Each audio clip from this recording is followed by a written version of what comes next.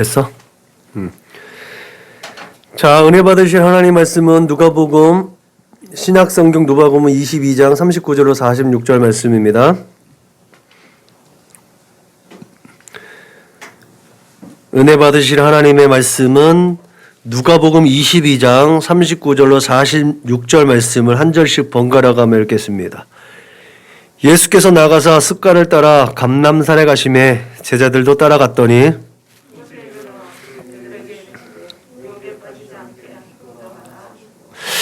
그들을 떠나 돌 던질 만큼 가서 무릎을 꿇고 기도하여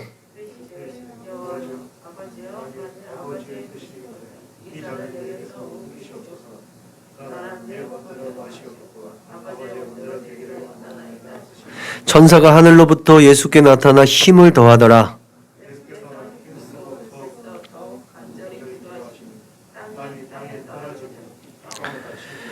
기도 후에 일어나 제자들에게 가서 슬픔으로 인하여 잠든 것을 보시고 이르시되 어찌하여 자느냐 시험에 들지 않게 일어나 기도하라 하시니라.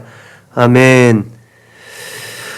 오늘 누가복음 22장 39절로 46절의 말씀을 가지고 시험에 들지 않게 기도하라라는 제목을 하는 말씀을 전하려고 합니다. 오늘 본문은 우리가 많이 접하는 본문의 내용이기도 합니다.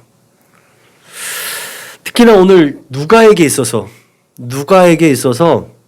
누가가 전하는 예수님 이야기를 쭉 끌고 나가는 상황 가운데서 그러니까 길을 따라서 그런 장소에 따라서 예수님의 하신 사역을 계속해서 우리에게 조명해 주고 있는데 그런 누가의 길 모티브와 누가의 그 예수님 이야기를 끌고 가는 데 있어서 가장 클라이막스가 되는 부분에 있어서의 첫걸음이라고 하면 되죠. 가장 절정으로 가기 위한 그 문이라고 보면 되죠.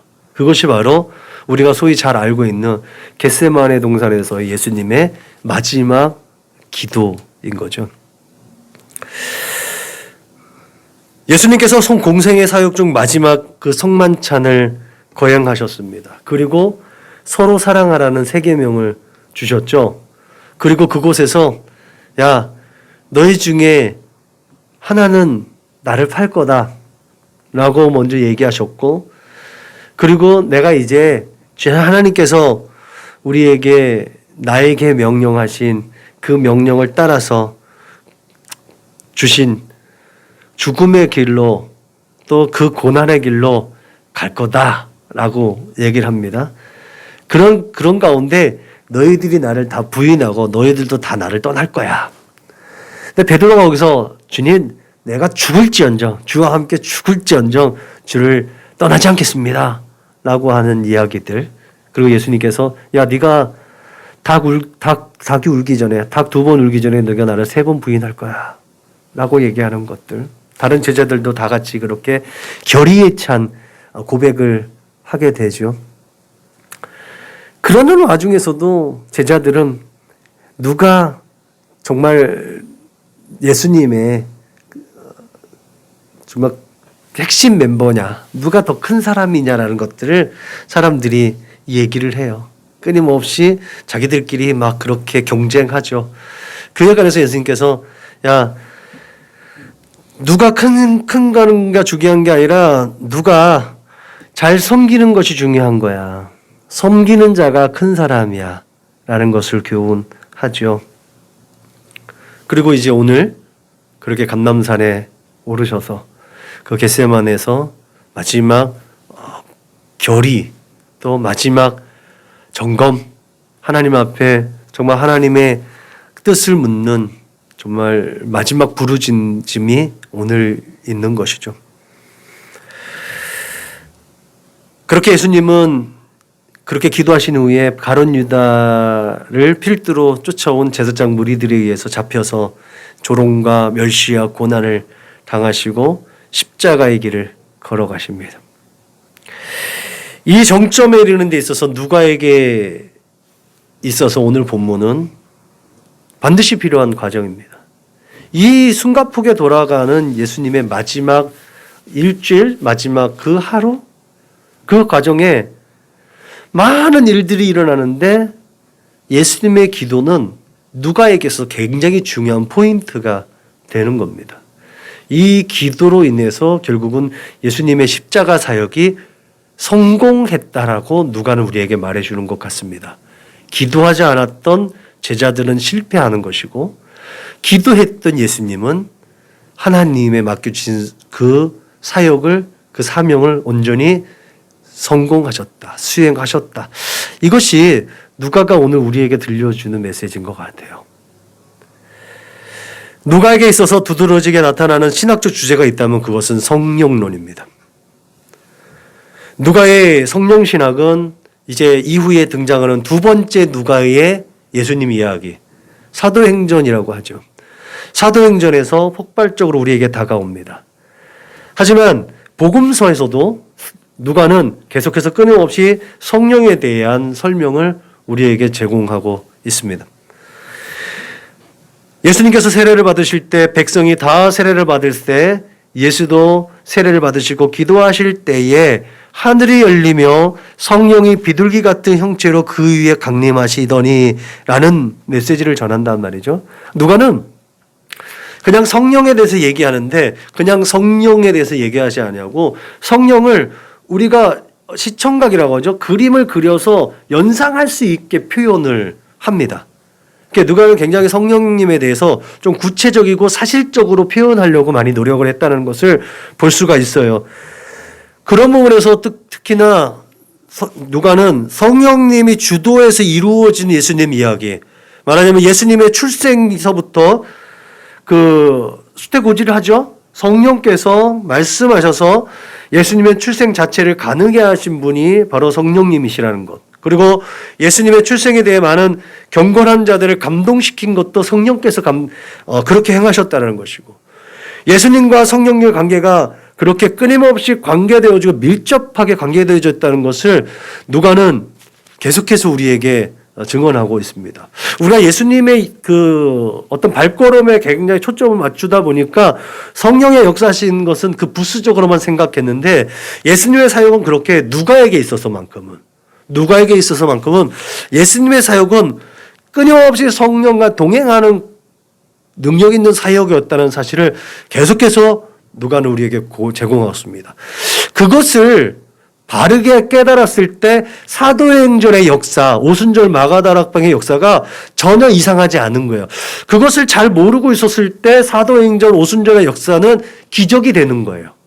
그렇지 않고 누가가 계속해서 성령의 역사하신 가운데 예수님이 동행하셨고 동역했다는 것을 알았다면 반드시 이루어졌다는 것을 당연하게 여길 수 있는 것이 오순절 마가의 대학방의 역사인 것이죠. 여러분, 이 모든 것들을 종합해서 말하자면 그렇게 누가에게 있어 성령은 예수님 사역의 모든 전반적인 것 가운데 동행하시고 마지막 종말론적 구원 사역에까지 철저하게 관여하신 분, 이것이 제가 말씀하셨던 것처럼 창조 때에 주도적으로 성부 하나님께서, 창조주이신 성부 하나님께서 주도적으로 창조의 역사를 진행하시면서 성령 하나님과 성자 예수님이 함께 협력하셨고, 예수님께서 이제 이 교회 시대를 이뤄가고 구원의 사역을 이끌어 가실 때 성자 예수님께서 주도적으로 이 구원의 사역을 이끌어 가실 때 성부 하나님과 성령 하나님께서 협력하시고, 또 이제 교회 시대를 이끌어 가실 때 성령 하나님께서 주도해시고 가는 이런 역사 가운데 성부 하나님과 성자 예수 그리스도의 사역이 협력해 준다는 이 도표가 완성되어지고 굉장히 균형 있게, 그래서 오늘 우리가 살아가는 시대를 성령 시대라고 말하고 있다는 것이죠. 그것들을 우리가 분명히 기억해야 될 줄로 믿으시길 주님의 이름으로 부탁을 드립니다. 그렇게 성령이 중점이 되고 성령에 대한 관심을 가졌던 누가에게 있어서 또 불가분에 관심된 주제가 바로 기도였다는 거죠.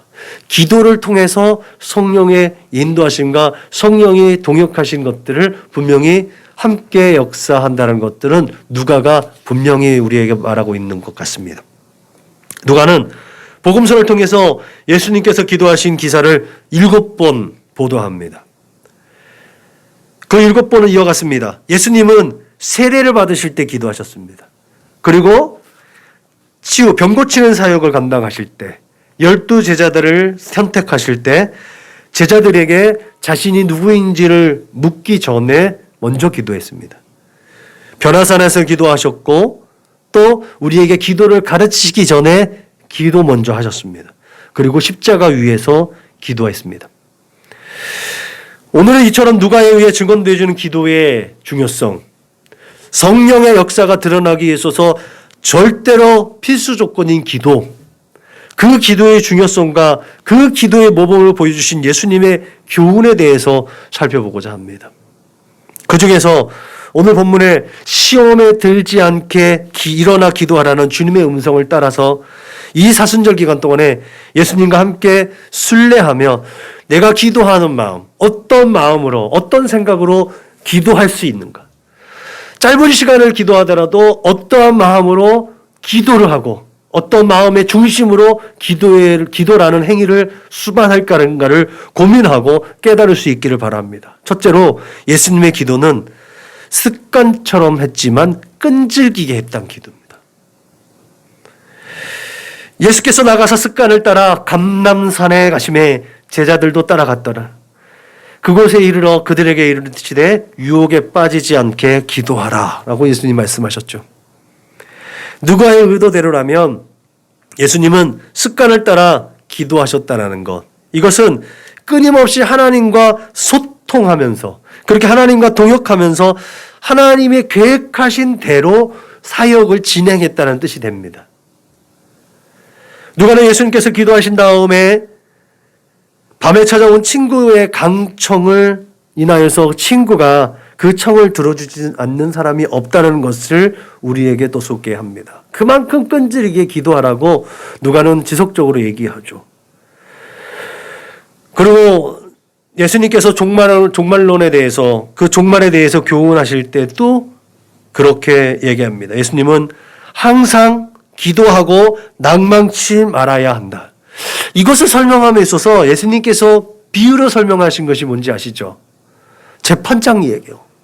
재판장이 정말 가당치도 않고 거들떠보지도 않는 그 억울한 일을 당하는 이 여자, 이 과부가 이 불의한 재판관을 너무 귀찮게 하는 거예요.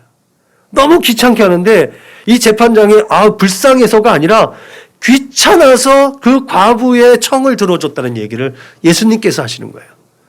그러니까 우리가 기도를 할 때 정말 낙심하지 않고 절망하지 않고 끝까지 끈질기게 기도해야 된다는 사실을 누가가 우리에게 얘기하는 것처럼 예수님이 기도의 중요성을 설명할 때 이와 같은 설명을 해뒀다는 것을 우리가 분명히 기억해야 될 줄로 믿으시길 바랍니다. 그런 의미에서 끈질김이라는 것은 습관을 통해서 우리의 삶 속에 체득되어지는 에너지와 능력이 되는 줄로 믿습니다. 그러므로 형식적인 것은 권장하지 않습니다. 형식적인 것은 버려야겠죠. 그러나 습관적인 것들은 권장할 만한 것 같습니다. 제가 언젠가 한번 얘기를 했었죠. 육체적인 어떤 훈련이나 연습은 변칙적이 되어져야 된다는 거. 근데 영적인 것은 반복적이고 습관적이어야 된다는 것을 말씀을 드렸어요. 꾸준해야 된다는 것들. 네. 우리의 특히나 영적인 것들은 이렇게 습관적으로 우리가 기도할 때 말씀 보는 훈련, 찬송, 우리가 경건의 연습들이라고 하는 것들에 대해서는 우리가 습관적으로 그냥 자동 반사적으로 몇 시네? 오늘 내가 할 만큼 안 했네? 내가 읽을 만큼 성경을 안 읽었네? 내가 정한 시간만큼 기도하지 않았네? 내가 부를 만큼 내 입술로 고백할 만큼 찬송하지 않았네? 라는 자각이 있어야 우리가 경건의 능력을 갖출 수 있음을 믿으시길 주님의 이름으로 부탁을 드립니다. 제가 하루에 얼마를 하나님 앞에 드려야 된다는 것을 말씀을 드렸습니다. 144분. 144분은 내 것이 아니에요. 우리가 11조 하나님 앞에 올려드린 것처럼 시간의 11조. 144분은 하나님께 드려야 되는 시간인 줄로 믿으시길 바랍니다. 2시간 24분. 그건 내 것이 아니에요. 2시간 24분은 내 것이 아니에요. 그 시간은 하나님께 드려야 되는 시간인 줄로 믿으시기 바랍니다. 누가는 결정적인 순간순간에 예수님께서 교훈하신 기도에 대해서 가르침을 적절하게 소개했습니다. 그런 가운데 기도는 하나님의 뜻대로 살아가는 하나님의 백성들의 생명과도 같은 것임을 증언했습니다. 위대한, 제가 또 존경하고 제가 또 조금 배우기를 교훈 삼는 이제 초대 교부가 토마스 아퀴인퍼스라는 이제 초대 교부가 있습니다. 이 토마스 아퀴인퍼스는 하나님의 베푸신 기적을 사모하는 자는 많지만 십자가의 견책을 따르는 자는 적다라고 한 적이 있어요. 이 말을 깊이 생각할 필요가 있죠. 하나님의 베푸시는 기적, 내게 유익이 되고 내가 좀 더 세상 가운데서 조금 잘난 사람, 내가 사람들에게 조금 더 좋아 보일 만한 사람, 조금 뭐뭐인 척 할 수 있는 삶의 모습, 그런 것을 기대하는 사람이 많다라는 거죠. 근데 그것이 이루어지기 전에 있어야 할 것, 그게 뭐예요? 수고예요. 결국은 그 수고는 내가 감당해야 될 십자가인 거잖아요. 우리가 흔히 알듯이 no cross, no crown이라고 해요. 십자가 없이는 영광이 없는 거예요. 어떤 고난과 어떤 내 삶에 투자가 없이 얻어지는 것이 무엇이 있던가요? 그게 없어요.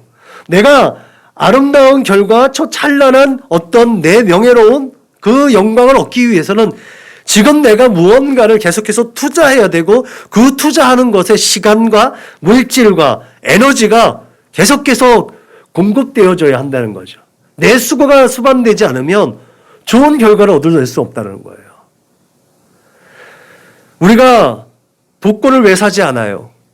유행을 바라지 않기 때문에 그러잖아요. 내가 수고한 대로 얻는 결과를 얻기 위해서 복권을 사지 않는 거잖아요. 때로는 어떤 분도 그래요. 복권을 사는 수고도 수고다. 복권을 사기 위해서 투자하는 그 몇천 원도 투자다. 뭐 그들에게는 그들의 논리가 있는 것이고 또 나름대로 우리에게는 우리의 논리가 있으니까 뭔가 정제 의식이 아니라 뭐 그들은 그들대로 우리는 우리대로 우리가 정해진 규칙과 규범이 있으니까 그대로 따르는 것이지만 우리가 복권을 사지 않는 이유는 건 불로소득은 없다라는 거잖아요. 그런 의식이 우리에게 있기 때문 아니겠습니까? 복권뿐만 아니라 학교에서의 학점, 직장에서의 승급, 어린이집이 그 사업장이 안정되게 유지되는 이 모든 것들도요. 헌신과 수고와 우리의 노력이 없이는 이루어질 수 있는 게 아무것도 없다라는 거죠. 아마도 예수님은 공생애 가운데 그리고 그 최고의 정점에 가장 숨막히는 그 순간에 가장 궁금하지 않았겠습니까? 하나님께서 원하시는 그 구원의 열매, 그 구원의 열매가 다른 방법은 없을까요? 꼭 십자가여야 돼요? 예수님은 몰랐겠어요? 그 당시에 가장 극악한 국가를 전복시키거나 로마 제국에 도전했거나 정말 끔찍한 형벌을 받아야만 했고 유대 모세의 법에도 가장 하나님 앞에 저주받은 사람이 감당해야 되는 그 나무 십자가. 예수님도 알고 있었을 거 아니에요. 꼭 그렇게 해야지만 하나님의 역사가 이루어지나요? 그게 예수님이 오늘 땀이 땅에 떨어지는 핏방울처럼 절규하며 기도하신 이유가 아닐까요?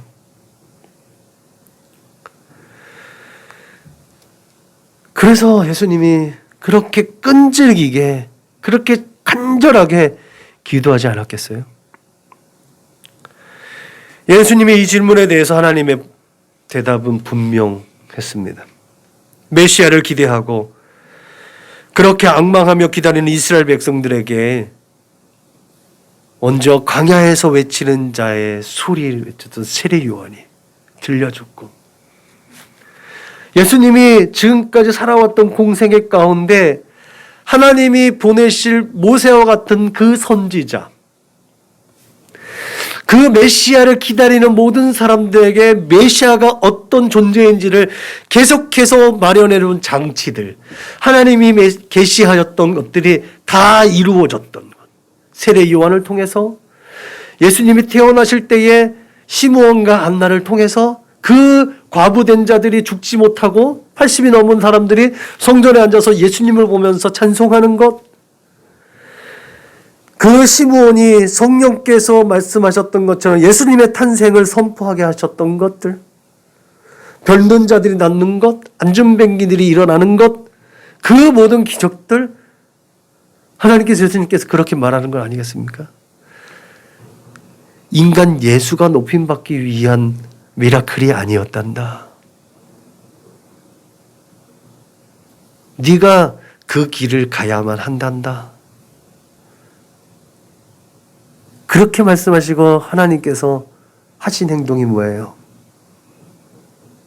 뒤돌아서신 거잖아요. 뒤돌아서셨어요. 그리고 예수님의 십자가에서 엘리 라마 사박다니 하셨을 때, 그리고 숨을 거셨을 때 뒤도 돌아보지 못하고 그 십자가에 달려가신 예수를 보지 못하시고 눈물 한 방울 뚝 떨어뜨리시는 게 패션 오브 크라이스트에서 나오신 장면 아니겠습니까? 하나님이 두 번 다시 대답하지 않으신 거예요. 그러므로 여러분, 우리가 그 하나님의 예배하심을 따라서 그 예배하심 가운데 하나님의 백성과 우리를 위해서 하나님께 끈질기게 소원하고 기도했던 예수님의 마음을 본받아야 될 줄로 믿으시길 바랍니다. 그랬을 때 시험에 들지 않았어요. 예수님은 그때 비로소 이겼다는 거죠.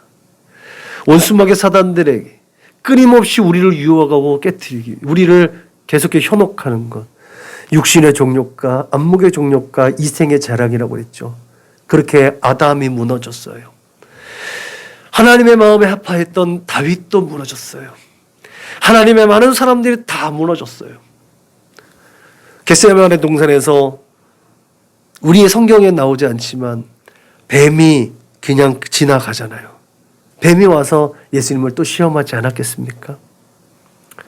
예수님의 이 대답이 예수님이 그 모든 시험을 이길 수 있었던 능력이 되었음을 믿으시길 주님의 이름으로 축원합니다. 둘째로 예수님의 기도는 우선순위를 제대로 이행한 기도였다는 거예요. 우선순위. 이르시되 아버지여, 만일 아버지의 뜻이거든 이 잔을 내게서 옮기시옵소서. 그러나 내 원대로 마시옵고 아버지의 원대로 되기를 원하나이다. 아버지 꼭 이렇게 해야 돼요? 라고 질문은 했지만 아버지의 뜻대로, 아버지께서 말씀하시는 대로 하겠습니다. 이게 예수님의 의지였어요. 그 뜻을 돌이키시라고 기도하지 않았습니다. 그 전에 성경 앞에 보면 하나님께서 뜻을 돌이켰다는 기사들이 몇 번 있죠. 모세의 중보, 히스기야의 기도 등등. 하나님의 사람들이 진실되게 하나님께 기도하고 하나님의 뜻을 돌이킬 것을 기도했을 때 하나님께서 하나님의 뜻을 돌이켰던 것이 있었습니다. 그러나 예수님은 그 뜻을 돌이키다라는 기도하지 않았습니다. 예수님께서 겟세마네에서 행하신 기도는 철저하게 하나님의 뜻에 그렇게 하나님의 의지를 존중하는, 하나님의 뜻을 존중하는 기도였습니다.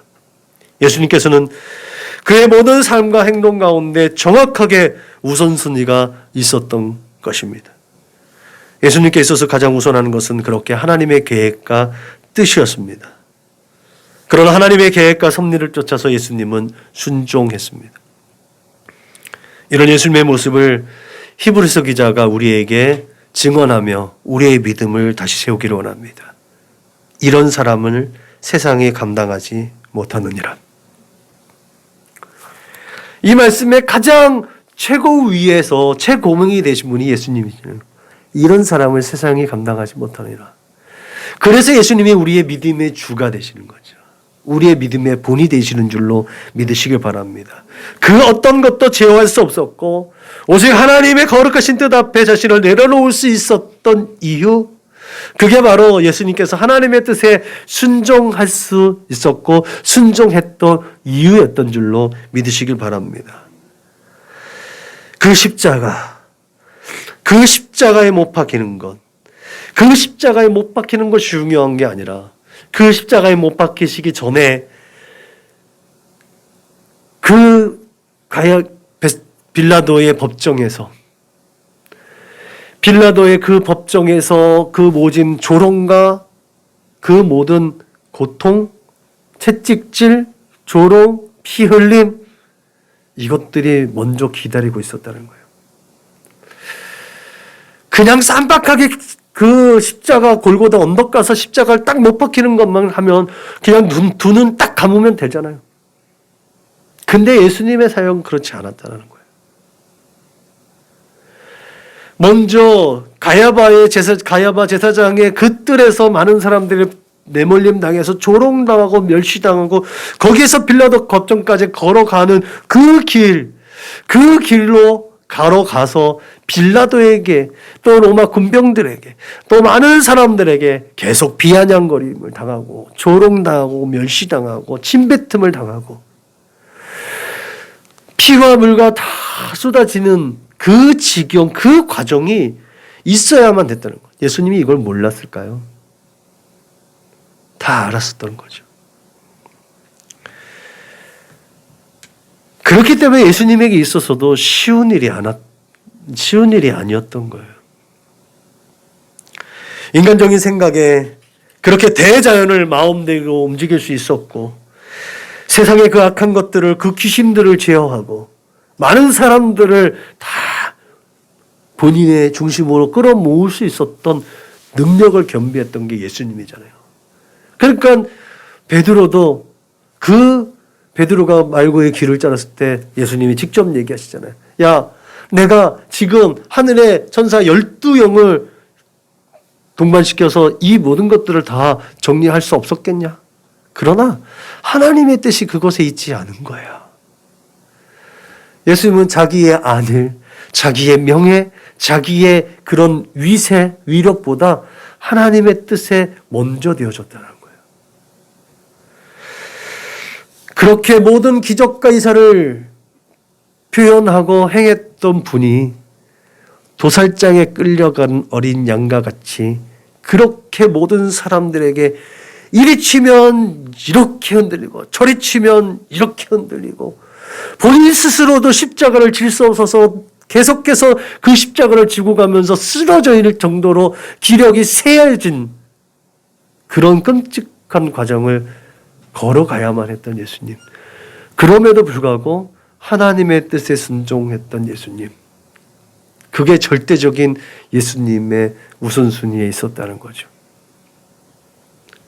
그 모든 과정을 이미 아셨기 때문에 예수님은 기도할 수밖에 없었다는 거예요. 하나님,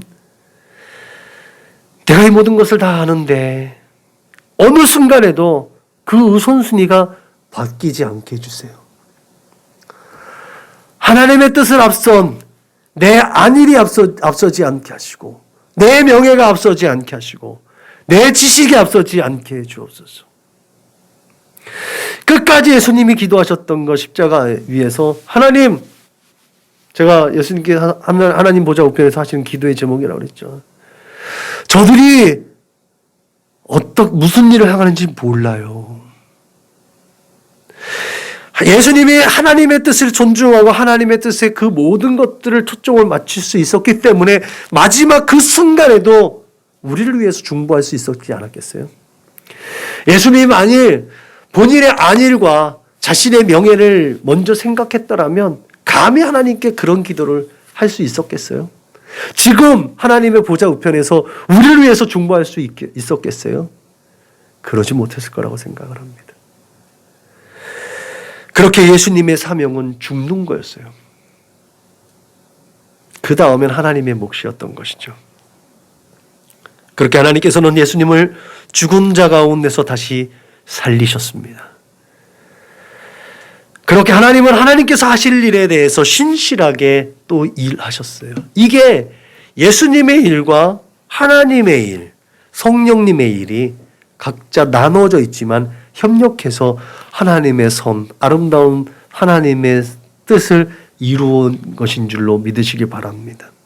예수님께 맡겨진 그 죽음의 사명은 죄인들을 대표해서 단번에 제사장으로서의 속죄의 어린 양이 되는 것이었습니다. 히브리서 기자는 이와 같이 말합니다. 그리스도께서는 장래 좋은 일의 대제사장으로 오사 손으로 짓지 아니한 것 곧 이 창조에 속하지 아니한 더 크고 온전한 장막으로 말미암아 염소와 송아지의 피로 하지 아니하고 오직 자기의 피로 영원한 제 속죄에 이루사 단번에 속죄의 성소에 들어가셨느니라. 대제사장이 해마다 다른 것의 피로써 성소에 들어가는 것 같이 자주 자기를 드리려고 아니하실지니 그리하면 그가 세상을 창조하신 때부터 자주 고난을 받았어야 할 것이로되 이제 자기를 단번에 제물로 드려 죄를 없이 하시고 세상 끝에 나타나셨느니라. 예수님은 이렇게 철저하게 하나님의 계획과 섭리를 쫓아갔습니다. 그렇게 하기 위해서 그 인간적인 뜻을 굽혔습니다. 그 인간적인 뜻을 굽히기 위해서 예수님은 늘 항상 그렇게 우선적으로 하나님의 나라와 뜻을 세우도록 힘쓰는 기도를 먼저 했다는 거죠. 기도가 아니면 항상 내가 앞서기 때문에.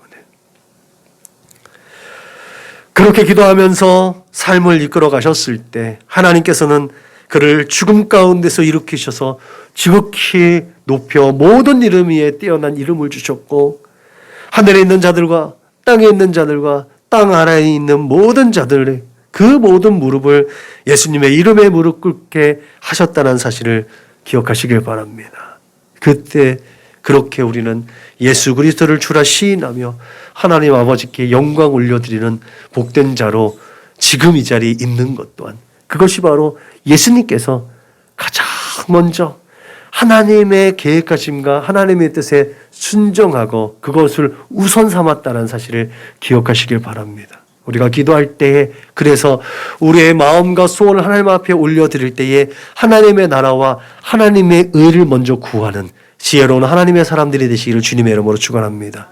셋째로 예수님의 기도는 내가 할 수 있는 힘이 아니라 하나님의 성령의 힘으로 해야 한다는 분명한 교훈을 전해주는 기도였다는 거예요.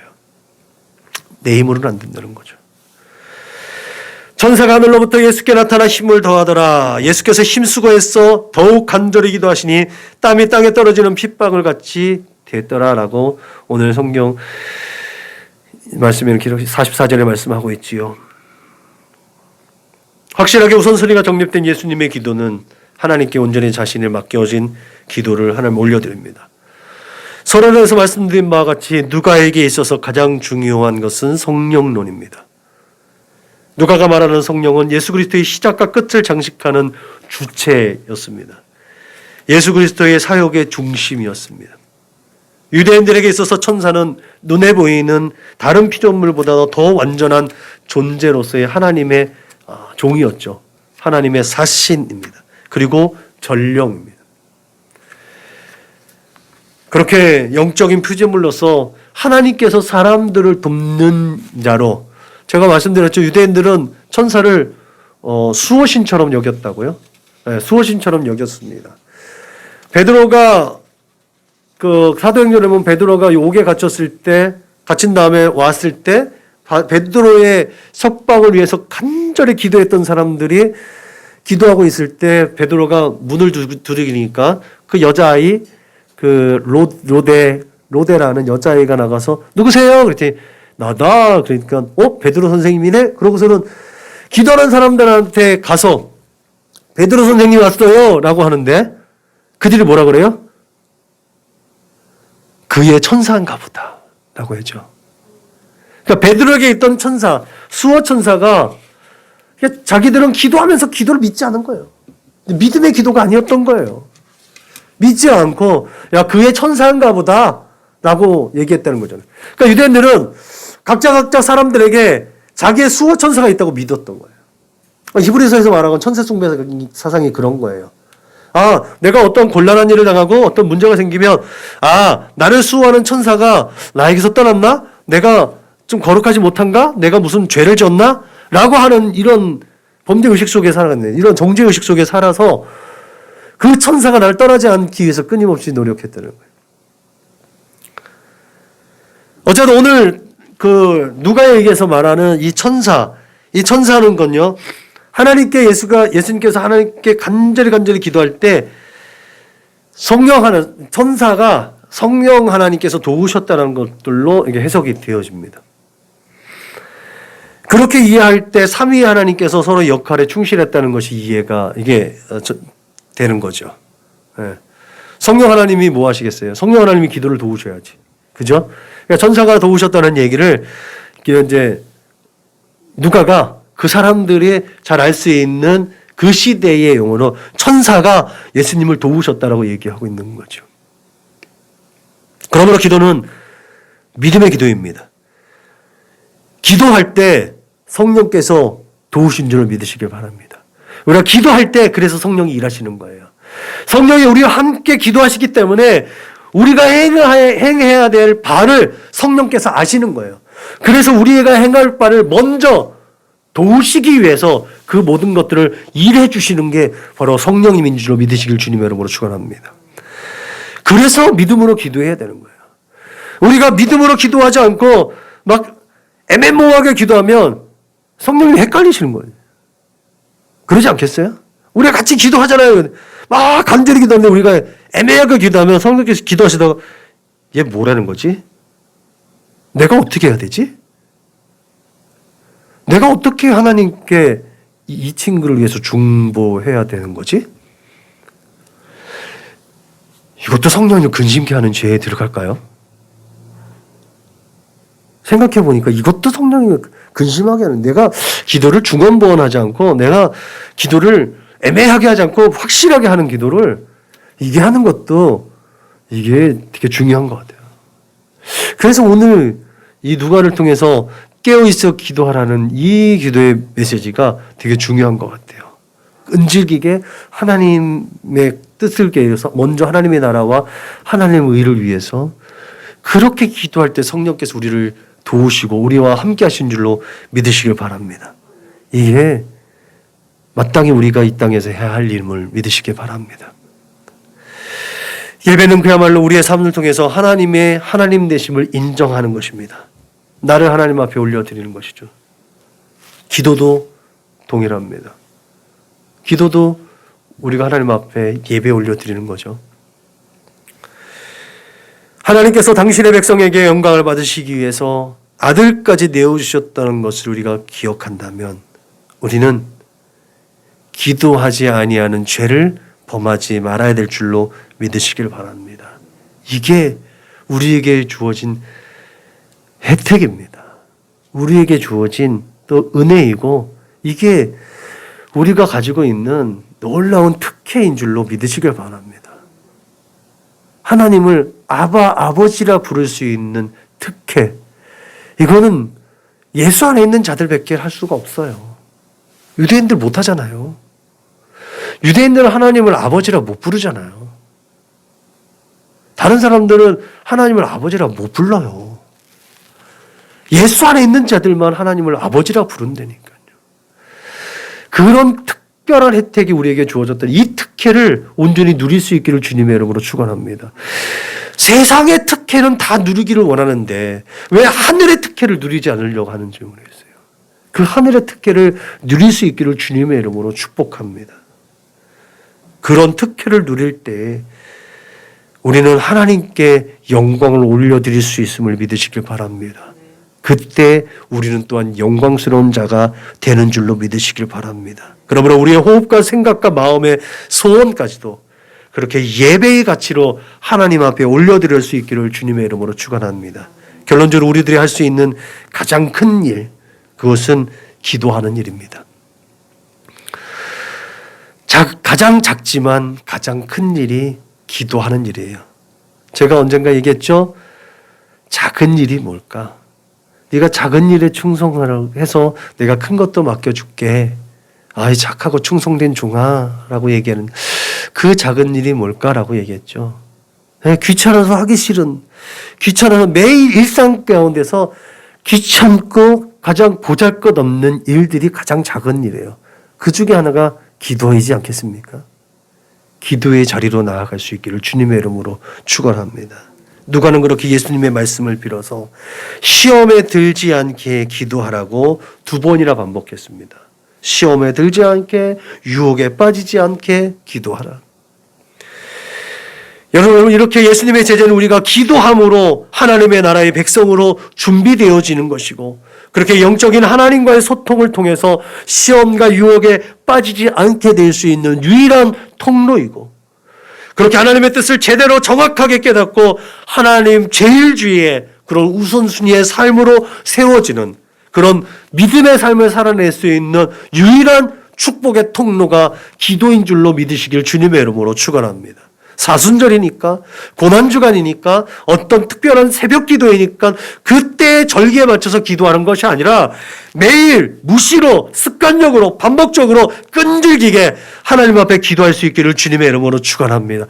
형식적인 것이 아니라 습관적으로 기도해서 숨을 쉬듯이 그렇게 하나님과의 소통을 통해서 하나님의 뜻을 이루어 드리는, 그렇게 시험에 빠지지 않고 유혹에 빠지지 않고 매일매일 도전하는 원수마귀 사단의 육신의 정욕과 안목의 정욕과 이생의 자랑으로 도전해오는 그런 원수마귀 사단의 그런 현혹 앞에, 미혹 앞에 늘 이기는 자들이 되시기를 주님의 이름으로 축원합니다. 기도하겠습니다. 하나님 감사합니다. 기도의 모범을 보여주신 우리 주 예수님을 본받아서 하나님을 기쁘시게 하는 삶을 살아낼 수 있도록 인도하여 주옵소서. 온갖 시험과 유혹 앞에서도 당당할 수 있었던 우리 주 예수님, 살펴보니 그럴 수 있었던 이유가 예수님은 하나님과 끊임없이 소통했다라는 것을 깨닫게 되었습니다.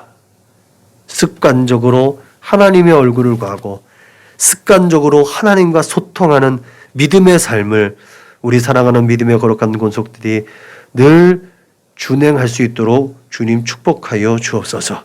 특별히 사순절 5째 주간을 맞이하면서 이제 고난주간까지 15일간의 2주간의 이 순례의 여정이 남았습니다. 이 여정 가운데 우리 주 예수님과 함께 그 고난에 동참할 수 있도록 인도하여 주옵소서. 그 고난에 동참하는 것 중에 큰 일이 기도하는 일인 줄로 믿습니다. 하나님, 기도의 자리로 나아갈 수 있도록 하나님 인도하여 주옵소서.